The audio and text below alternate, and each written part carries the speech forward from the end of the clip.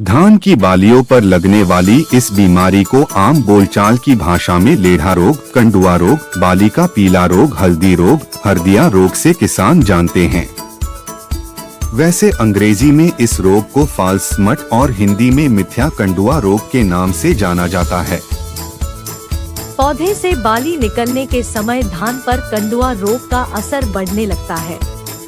इस रोग के कारण धान के उत्पादन पर असर पड़ने की संभावना बनी रहती है। तापमान में उतार चढ़ाव और हवा इस रोग को बढ़ने में मदद करते हैं।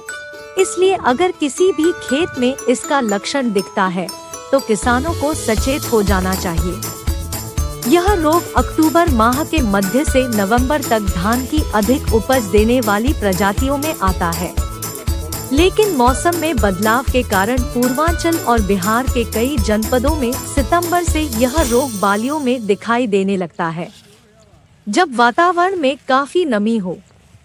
इस रोग से बचने के लिए किसान को शुरू से ही ध्यान देना चाहिए। हमेशा बीजोपचार के बाद ही धान की बुवाई करनी चाहिए, क्योंकि इसके स्पोर बीज के साथ रह जाते हैं। अगर हम शुरू में ही बीजोपचार करते हैं तो ये खत्म हो जाते हैं।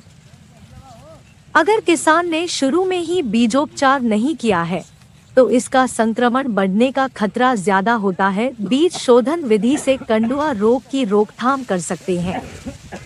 इसके लिए फफूंदीनाशक कार्बेंडाजिम दवा को 2 ग्राम प्रति किग्रा बीज का शोधन कर बोएं। इस रोग के बीजाणु मृदा में ही रहते हैं।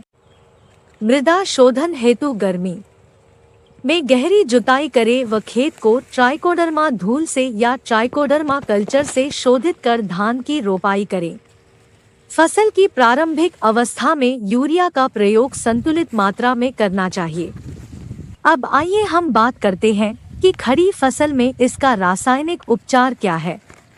इस रोग के नियंत्रण के लिए प्रोपिकोनाजोल 25% सी 500 मिली अथवा नाटिबो 75 WG 300 मिली 500 लीटर पानी में 50% बाली निकलने से पहले की अवस्था पर छिड़काव करना चाहिए। धन्यवाद।